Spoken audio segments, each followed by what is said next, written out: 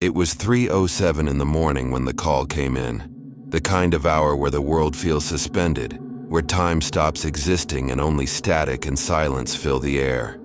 911 operator Hannah Cole was halfway through her graveyard shift at the King County Emergency Dispatch Center. The building was quiet, the lights dimmed, and the steady hum of computers was her only company. Most calls around this time were drunks, domestic disputes, or false alarms. But this one was different. When the phone line lit up red, she pressed the headset button and said softly, 911, what's your emergency? There was no answer, only a faint, uneven breathing, slow at first, then shaky, as if someone was holding back tears. Hello? She repeated. This is 911. Can you tell me what's happening? And then, a small trembling voice came through. A boy's voice. Someone's in the house. Her posture straightened instantly. What's your name, honey? Daniel. Okay, Daniel. Can you tell me where you live? There was a pause, and the sound of what she thought was whispering, distant and soft, as if the boy was turning his head to listen for something behind him. Then he answered, 417 Oak Ridge Lane. Hannah typed it into the system. The call trace confirmed the same location. A small residential home at the edge of town. All right, Daniel, you're doing great. I'm sending police right now, okay? Can you tell me who's in the house with you? I don't know. You don't know them? No, he's not talking, but I can hear him. She frowned, glancing at her screen. You can hear him right now? Yes, he whispered. He's downstairs. He keeps walking around. I think he knows I'm here. Okay, Daniel. You need to stay where you are. Are you in your room? No, he said, barely audible. I'm hiding in the closet. Her pulse quickened. She kept her voice steady. You're doing so well, Daniel. I need you to stay very quiet and keep the phone close. Can you do that for me? A faint yes. Then the sound of wood creaking. Footsteps. Heavy, deliberate, moving across what sounded like a hallway. Daniel, she whispered. Where are the footsteps coming from? The stairs, he said. He's coming up. Okay, don't move. The police are very close. She dispatched Officer Mark Matthews and his partner. Estimated arrival time, 6 minutes. The boy whispered again, his voice trembling. He keeps saying my name. Her stomach dropped. He's saying your name. Can you tell me what he's saying exactly? He's saying, Daniel, come out. I just want to see you. The line crackled, faint static cutting in and out. Daniel, can you see him? No, but he knows where I am. Daniel, I want you to stay quiet. Don't move. Don't open the door for anyone except the police, okay? There was a long pause, then faintly, he stopped talking. Good, stay quiet. You're doing so good, sweetheart. And then she heard it, the sound of a door creaking open. Her throat tightened. Daniel, what was that? The closet door. Did you open it? No. Her fingers dug into the desk. Daniel, is he there? Can you see him? Silence. Then whispering, so faint she had to strain to hear. He's smiling. The line went dead. Hannah's heart was hammering as she radioed the patrol unit. 7 Adam 12, urgent. Suspect possibly inside residence, minor on the line, call dropped. The radio crackled. Copy that, dispatch, we're 2 minutes out. 2 minutes felt like forever.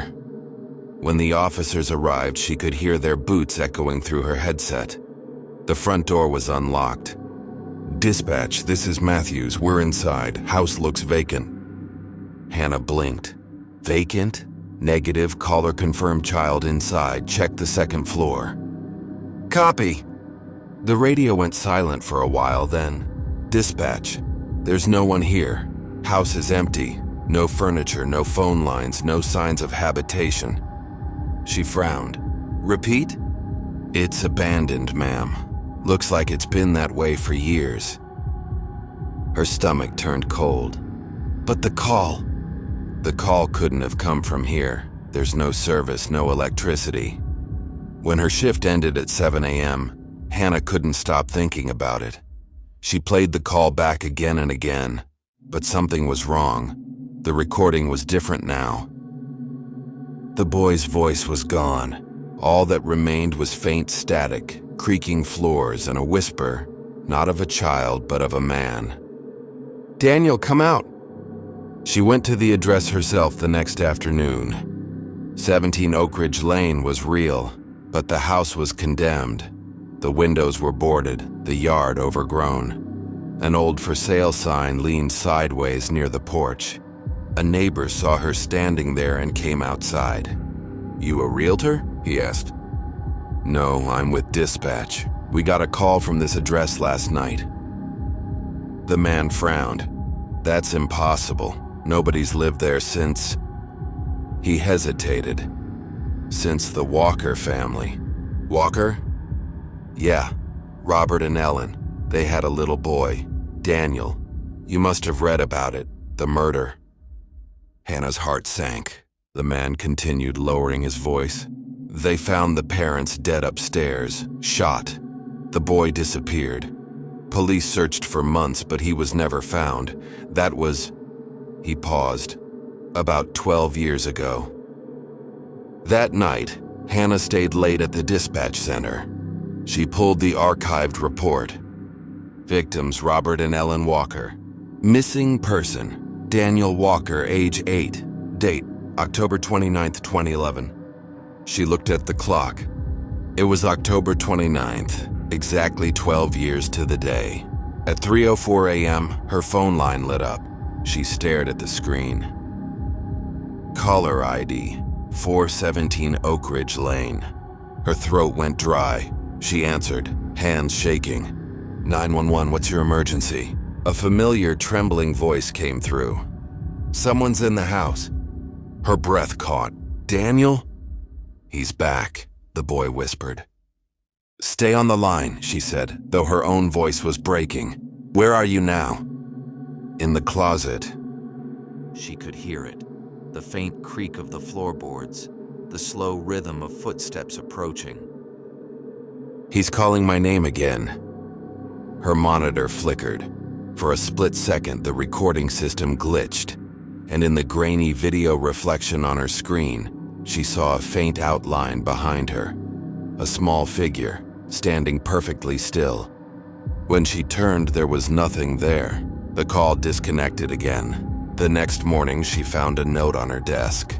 It was a printed page from an old case file. On the bottom corner, someone had handwritten in pencil, "Thank you for answering." She checked with every other dispatcher. No one had left it there. The handwriting was small, childlike, and faintly visible on the paper, pressed into the fibers like a shadow, was the outline of a tiny handprint. No one calls from 417 Oak Ridge Lane anymore. The house was demolished years later. But every October 29th, between 3 and 3:05 a.m., the emergency line at Hannah's station still flickers, for exactly 58 seconds, showing an incoming call from a disconnected number. No voice, no background noise. Just a child's soft breathing on the other end, waiting for someone to pick up. It was 2:46 a.m. on a stormy November night when 911 dispatcher Kelly Rhodes answered the call that would mark her for life. The rain had been steady all evening, the kind that drummed on the roof like a pulse. The dispatch center was dim and quiet, just the hum of the old fluorescent lights and the soft crackle of radios. Kelly had been working the night shift for almost 8 years. She'd heard everything: shootings, suicides, domestic fights, calls from people taking their last breath. But that night, when Line 3 began flashing red, something about it felt different. The air felt colder. She pressed her headset and answered automatically. 911, what's your emergency? At first, nothing. Then, through a hiss of static, a woman's trembling voice whispered, Please, someone's in my house. Kelly straightened in her chair. Ma'am, I'm here to help you. What's your name? Sarah. Okay, Sarah, tell me where you are. There was silence, except for rain tapping against a window somewhere on the other end. Then, faintly, 314 Ravenwood Drive. Kelly typed it quickly and began tracing the call. The system confirmed the address, a small suburban home on the north side of town. All right, Sarah, I've got your location. Police are on their way. Can you tell me where the intruder is? Downstairs, she whispered. He's talking to himself. Kelly tried to keep her voice calm. Can you see him? No, but I can hear him. He's saying things. I think he's looking for me. Okay, Sarah, I want you to lock your door if you can. Stay hidden. Help is very close. I already locked it, she said softly. Then, after a pause, he's wearing something. Kelly frowned. Wearing what, Sarah? The woman's voice dropped to almost nothing. A mask, it's white. He's standing at the bottom of the stairs. Kelly felt her chest tighten. She could hear faint creaking sounds now coming through the line.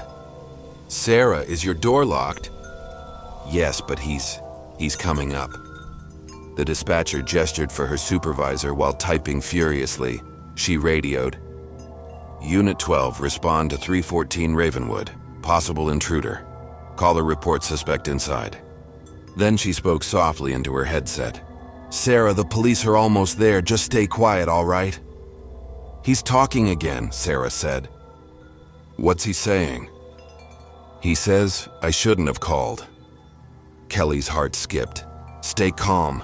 Keep the phone close. They'll be there any second. Then came the sound of footsteps. Slow, deliberate, climbing one step at a time. Kelly whispered, Sarah, stay with me. Don't make a sound. He's at my door, the woman sobbed. Oh God, he's... A loud bang echoed through the line. Then a scream, sharp, sudden, and full of terror, cut through the static. Sarah, Kelly yelled. Sarah, answer me. But the only sound was heavy breathing. Then a man's low voice. You shouldn't have called. The line went dead. Officer James Green arrived 4 minutes later.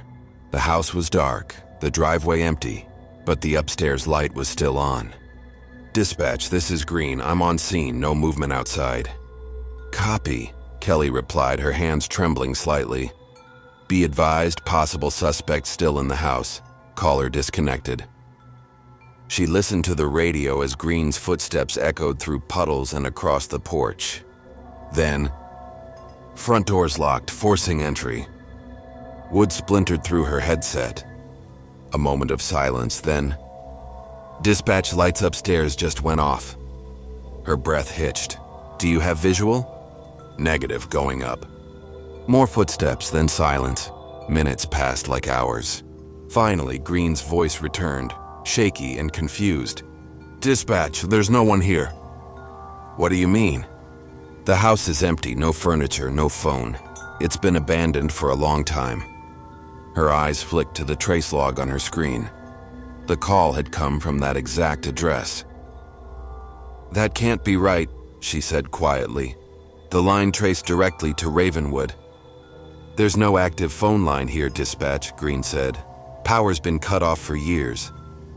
The next morning, Kelly searched public records. The name Sarah Jennings was still in the system, but not as a resident, as a victim. She found the report from November 24, 1999. Sarah Jennings had been found stabbed to death in her bedroom at 314 Ravenwood Drive. The call had come in at 2:46 a.m. The same date, the same time, the same words. And the recording from that original call, buried deep in the archives, matched exactly, word for word, down to the screams. Kelly couldn't sleep. She listened to both recordings again and again. There was no difference, not even in tone or breathing. The two calls were identical, separated by exactly 3 years. Her supervisor said maybe it was a prank, some elaborate sick joke. But Kelly knew better. There was something in Sarah's voice. Desperation, realism, terror. It wasn't something you could fake. Then one night she stayed after her shift alone in the dispatch center. It was quiet. She played the call one more time, but halfway through her speakers popped with static, and she heard something she'd never noticed before. Behind Sarah's screams, faintly almost like an echo, there was another sound. A second woman, whispering, repeating the same words Sarah said just a second behind her, like an echo from somewhere else. A week later, a small article appeared in the local paper. Abandoned home on Ravenwood destroyed in fire. The fire started in the upstairs bedroom, where Sarah had died. The fire chief reported something strange. There were no signs of wiring or arson. The building had no power. But they did find the old telephone, blackened, melted to the table.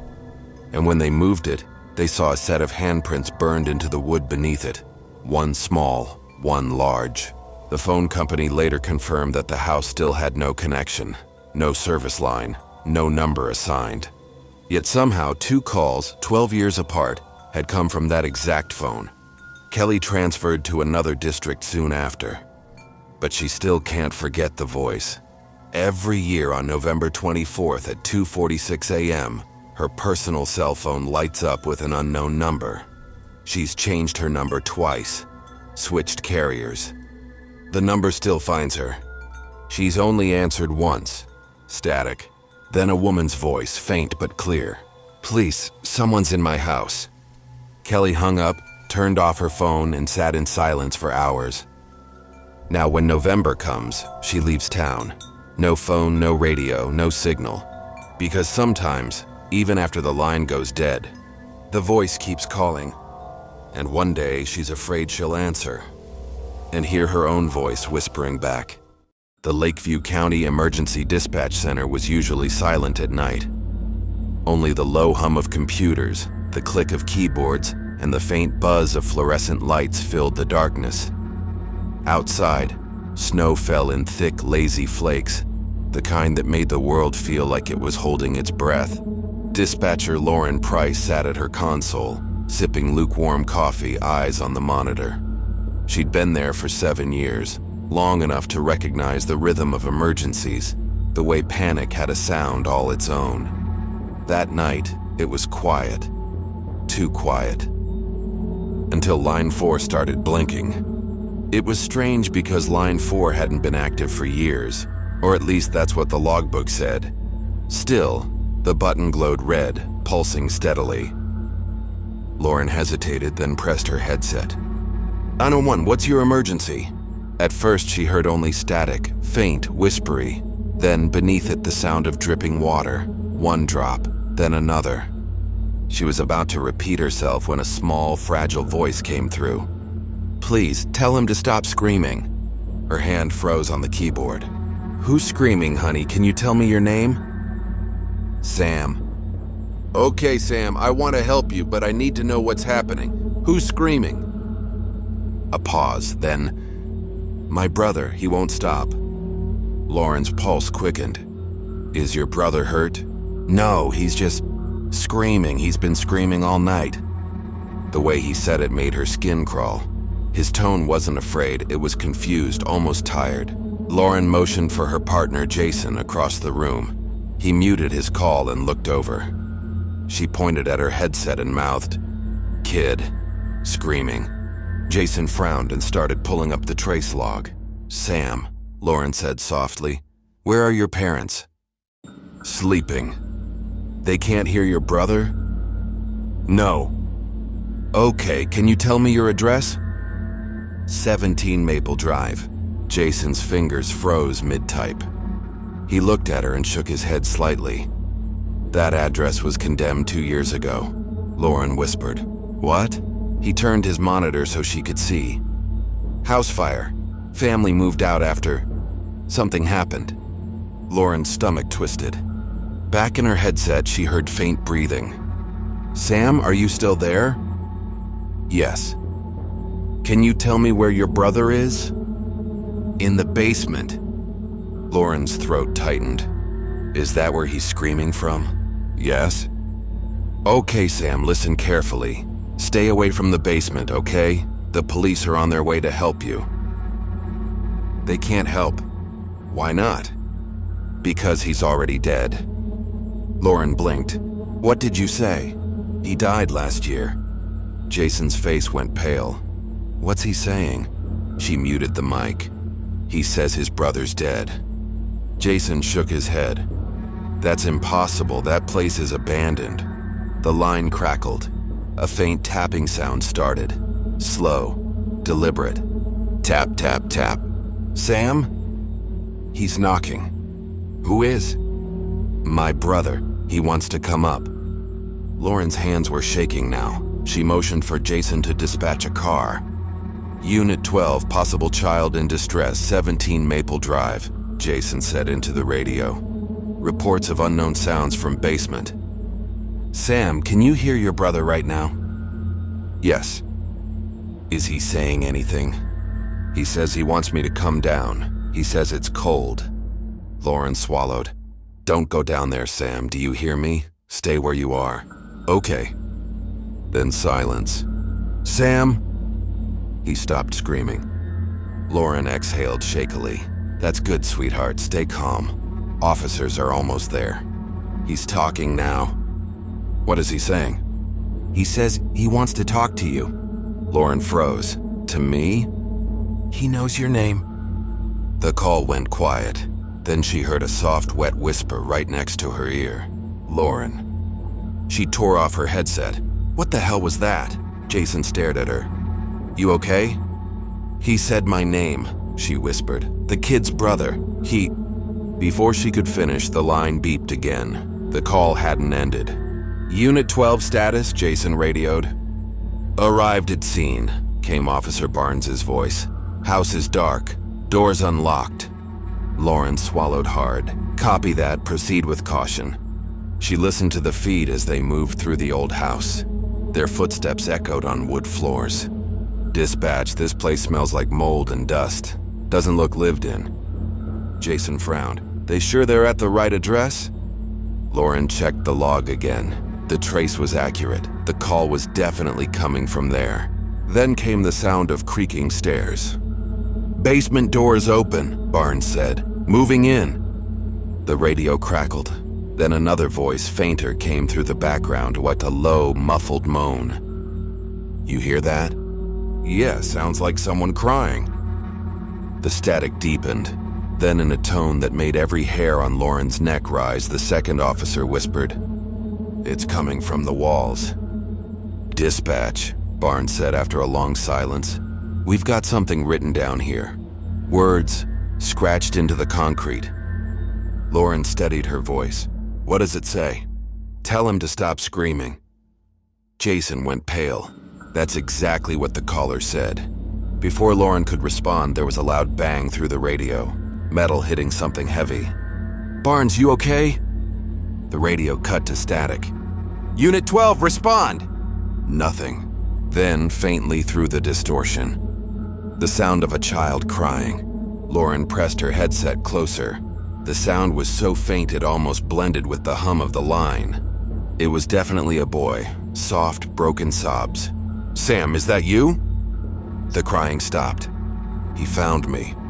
"Who?" she whispered. "My brother." And then, in that same static-drenched whisper that didn't belong to any child, "Lauren." An hour later, backup units found Officers Barnes and Keller unconscious in the basement. No signs of a struggle, but both were covered in frost. The temperature down there was 39 degrees, even though the rest of the house was warm. The words on the wall, "Tell him to stop screaming," were freshly scratched.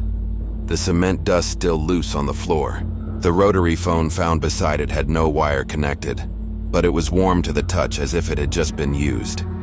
The fingerprint report later showed something impossible. Half belonged to Officer Barnes, the other half to a child who'd been declared dead exactly 1 year earlier. Lauren filed the report but couldn't sleep for days. She replayed the call again and again.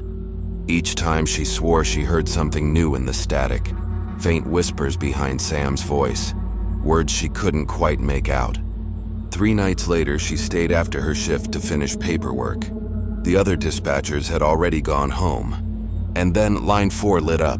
She stared at it, her stomach twisting. The timestamp read 11:37 p.m. Exactly the same time. Her hand hovered over the headset. Ring 1, ring 2, ring 3.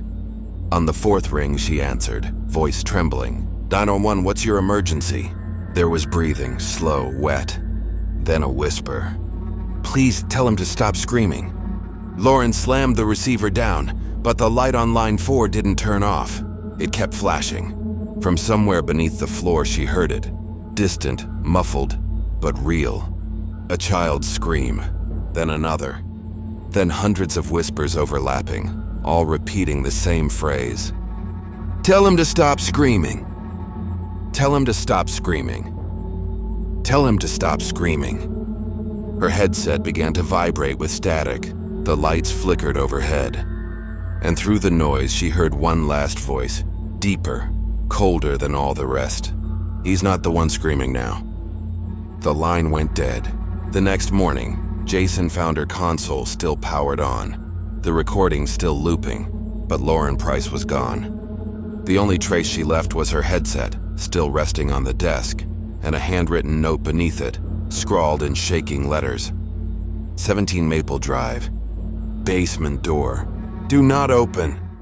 The night shift at the Marion County 911 Center was quiet. Too quiet. Only the low hum of computer fans and the occasional cough broke the silence. Outside, rain fell in heavy, endless sheets, blurring the city lights into a watercolor of orange and gray.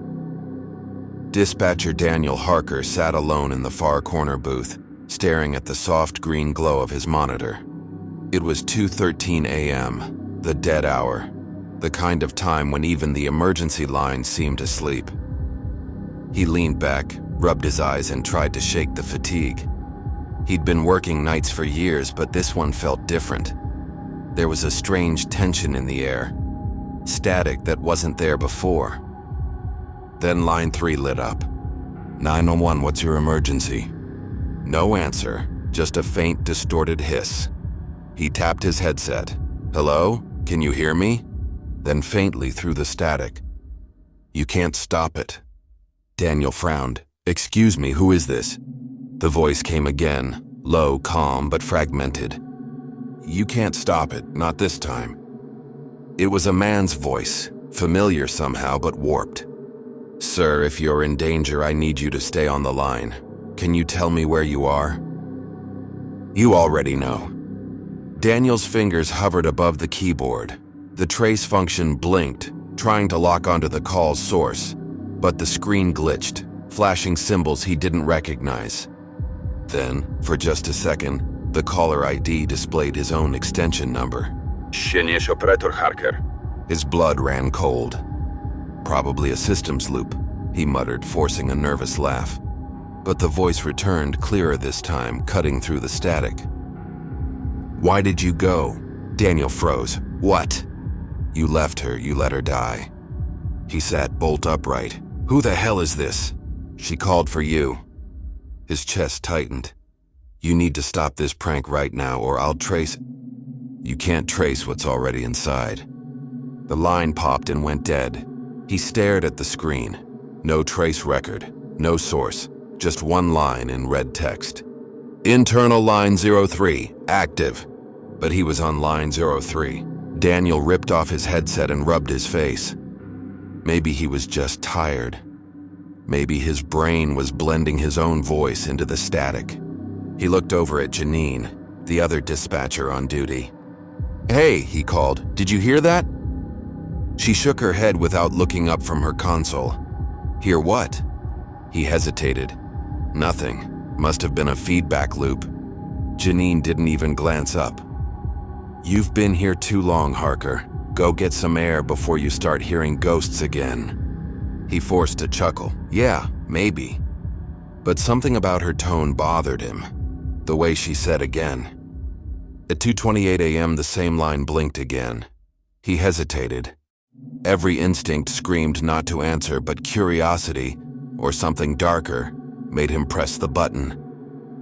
911, what's your emergency? The voice was faint this time, barely above a whisper. "Basement." Daniel leaned closer. "What did you say?" "She's in the basement." He opened the call log. The system still wouldn't trace. "Who's in the basement? Can you tell me your name?" "You know her name." His stomach dropped. "What's her name?" "Emily." Daniel's throat went dry. That was his wife's name. But Emily had been dead for 5 years. He slammed his headset down, heart racing. This had to be someone from the office, some sick joke. He stormed over to Janine's desk. "Did you route a call through my line?" he demanded.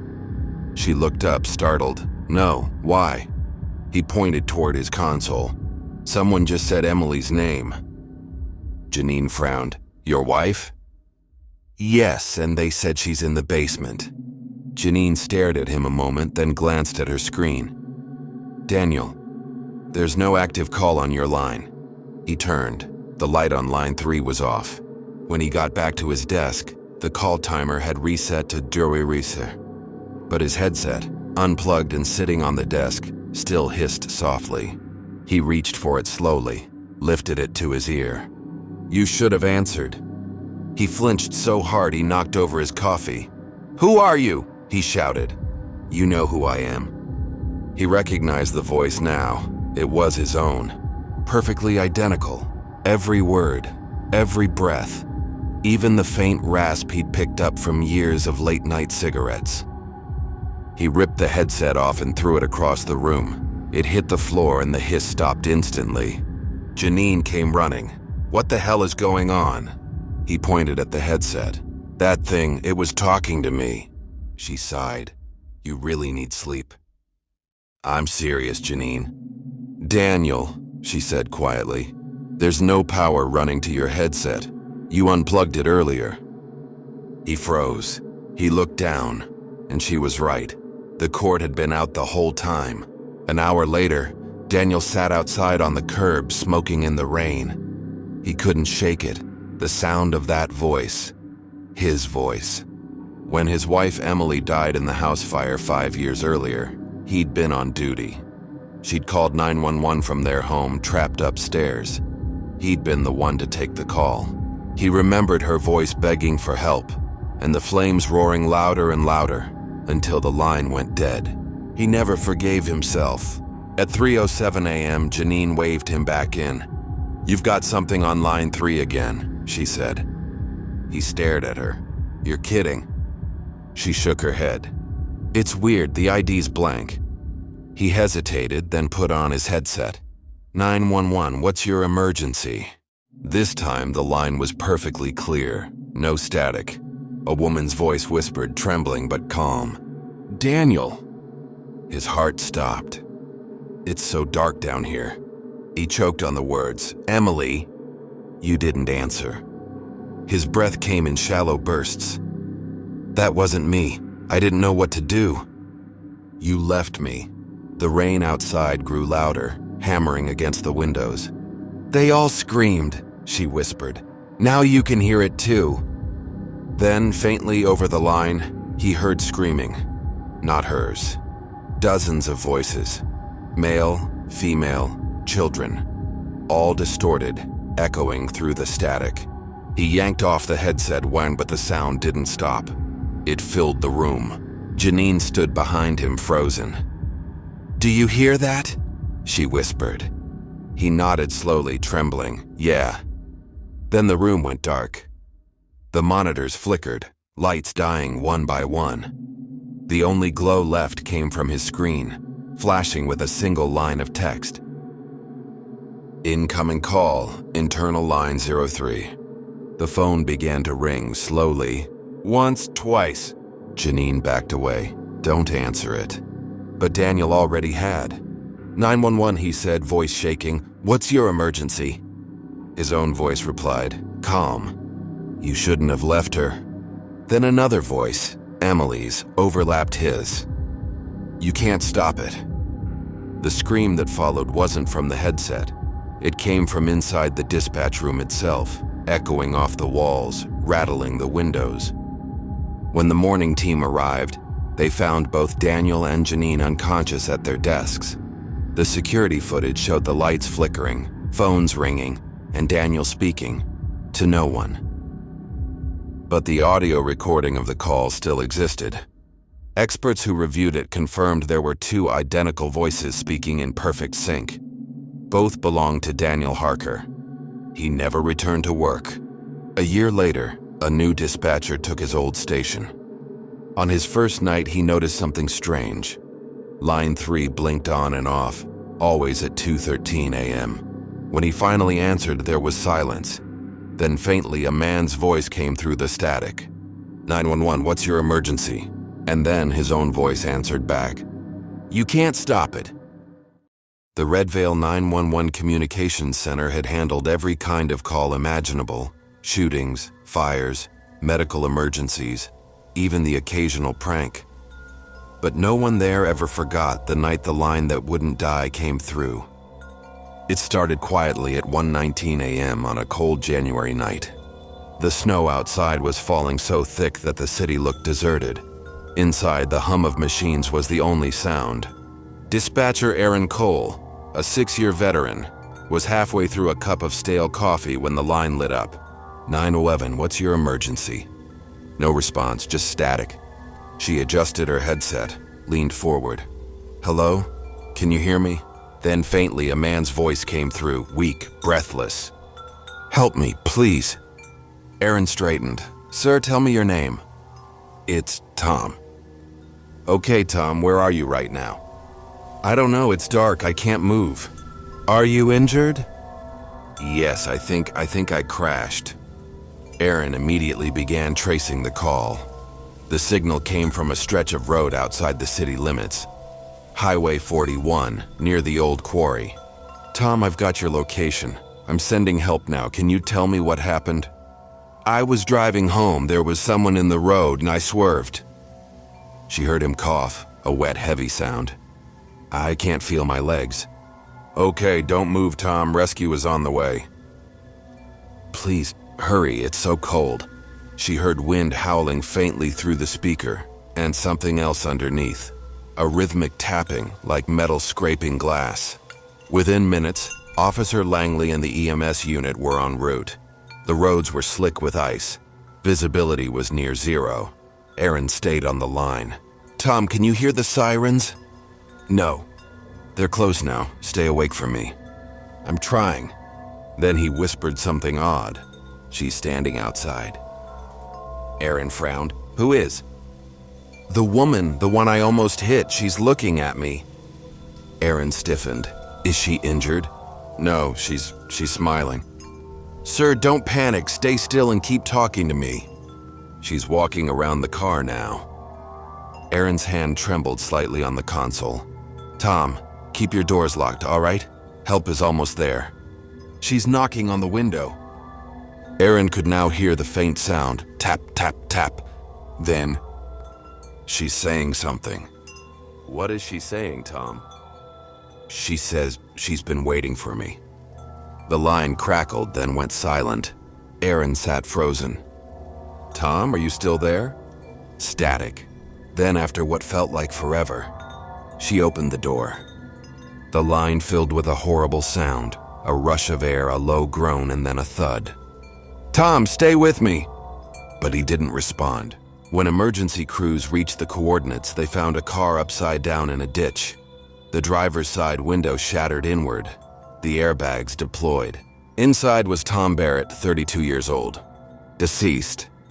The coroner estimated time of death at 1:18 a.m., 1 minute before Aaron had answered the call. They tried to explain it. Delayed cellular signal, recording feedback, atmospheric interference. But the weirdest part wasn't that the call had connected late. It was that it never disconnected. After Tom's death was confirmed, the line remained open. Aaron tried everything. End call, reset terminal, even unplugging her headset. But the timer kept running. No audio, just the faint sound of wind. The IT department had to manually reboot the entire system to clear it. But when they did, every other line shut down, except line 7, Tom's line. The next night it lit up again. Erin wasn't even supposed to be on duty, but she'd volunteered for overtime. When she saw the same number appear, the same ID, same timestamp, her stomach dropped. Against her better judgment, she answered, "911, what's your emergency?" Static then. "It's cold." "Tom?" she whispered. "She's still here." Erin's hands trembled. "Where are you?" "Same place." "You mean the car?" "No." He paused, then softly, "Behind you." Erin spun in her chair. The dispatch room was empty, bathed in blue monitor light. The air suddenly felt freezing. When she turned back to her console, the monitor flickered. For a second, the call log changed, showing live video feed, Highway 41. She saw the car wreck, snow falling, steam rising, and a woman, pale, barefoot, standing beside the wreckage.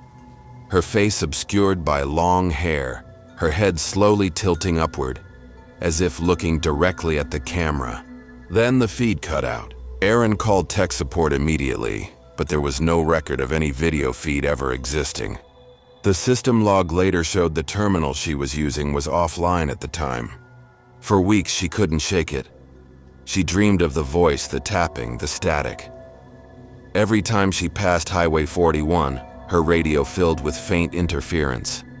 One night while driving home, her car radio switched frequencies on its own. Static. Then, "Help me, please." Her headlights illuminated the sign, Maple Quarry Road, exit 41.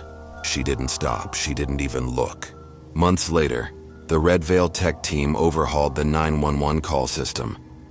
They archived all prior call data, but one file refused to delete. Call ID 2021-11971, active connection. They couldn't terminate it, couldn't access the audio. The system kept it alive, even after replacing the server. Whenever a new operator joined the team, the same thing happened. During the night shift around 1:19 a.m., Line 7 would blink.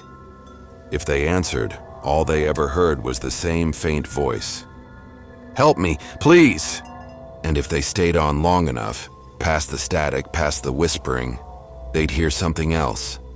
A second voice, a woman's voice. Soft, cold, right in their ear. He's not the one who called.